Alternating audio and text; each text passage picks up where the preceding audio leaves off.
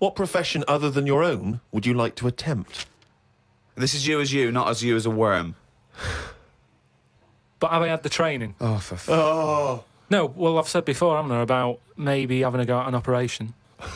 I don't know why it leaps from where. It leaps from no ambition, where if he could have a job, it would his best job he's ever had is a paper round, and if he could have a job, he'd like go to the cobbler once a week and then walk a dog.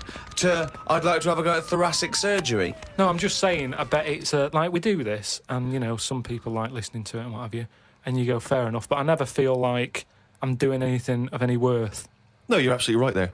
But if you're going into like an hospital, which are places that are pretty miserable anyway, as an office space, not only have you got to go in that building and work in it, but you've then got the pressure of changing a lung or whatever I've said before. Right? Changing a lung, yeah. But I'd like to have a go at it so I can say... You've done it. I've done that. So, under what circumstances, in what world, do you think anyone's going to let you have a go at changing a lung and that?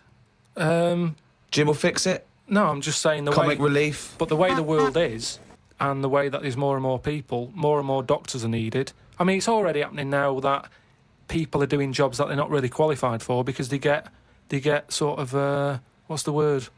Sort of uppered too early. Uppered. Uppered! I love the fact it's basic language. It's like, it's unbelievable. Uppered.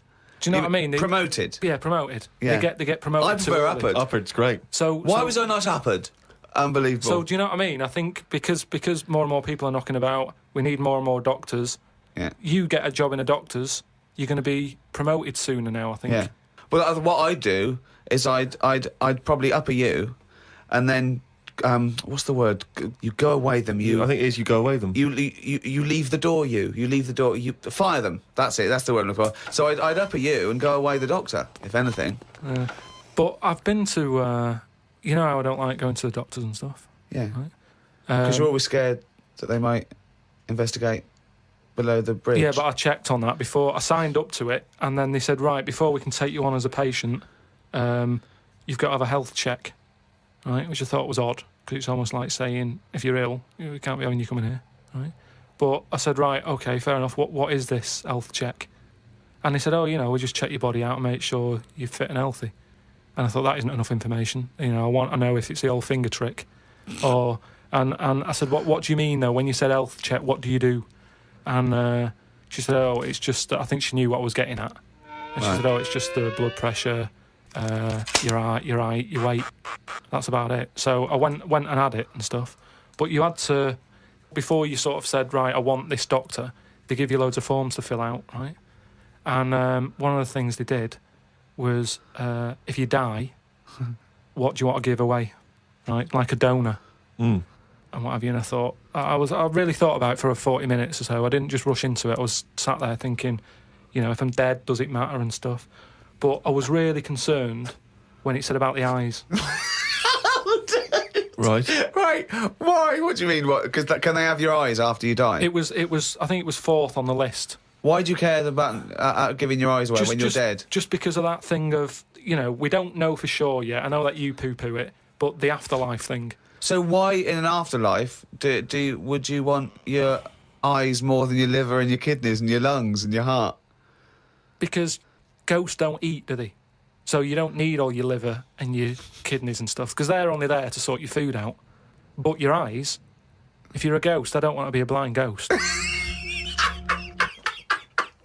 Because you're around forever then, aren't you? Once you're a ghost, that's it. So the idea of being blind when you're alive, you go, well, all right, then maybe in the afterlife I might be treated to a pair of eyes. But the fact of wandering about, dead for years, bumping into stuff...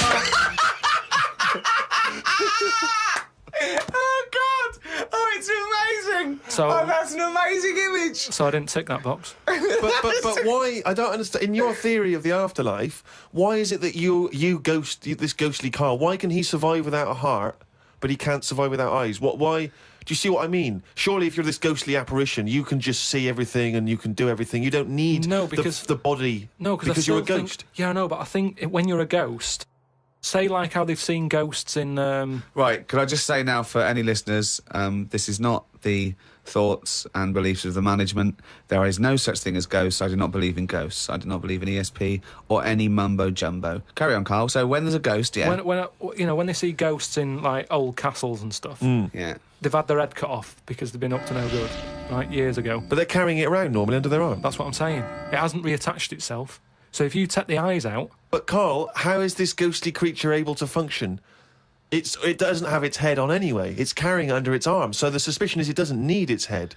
No, it does. It just happens to be carrying it around because it wants to keep it with it. The ghost is always in the last condition that it was in when it was in... Who makes these rules? The way you are in your last bit of life is how you are as a ghost forever, even in the fashion. Like I say, the ghosts that you see never wear modern clothes, so it's always the Victorian stuff. Now, if they could change it, they would, but they can't because they're stuck with it. So that's Why what did I'm you see saying with the eyes. cavemen ghosts? When did ghosts start? They didn't kick in till about 1830, did they? What if you die when you're having a rectal examination? Are you always bent forward with your trousers around your ankles and someone's finger up your But arse? why would you die when you're having that done? That's why I'm not having it done, if that's... No. But you might have both been suddenly killed in a terrible disaster. Yeah, a meteorite hit you. That's when you get the moaning ghosts, isn't it? They're the ones who aren't happy. So you're going round bent forward, Going, you've got "Oh." a doctor's finger up your arse, Yeah. and what are you doing? You're sort of going, oh... And that's when you have to get the vicar round. What do you mean? They have to put you to rest and what have you, don't they? And what does a vicar do when he's going? So I get the vicar round. It's years later. It's 100 years later. You're around this doctor's surgery, and there's people coming, and the new doctor there, and it's 2073, and they go, Vicar. They go, Vicar, there's a strange ghostly apparition. It looks like an old doctor, right? And he's got his fingers up this sort of like little... It's like a chimpanzee, but with a shaved head. No, but the doctor wouldn't be... Are you saying the doctor dies as well Yeah, as they you? both, you both yeah, died. you die at the same time with his finger up your ass. And so you're forever having a little rectal examination with your little trousers around your ankles. Well, that's when it'd be best not to have your eyes.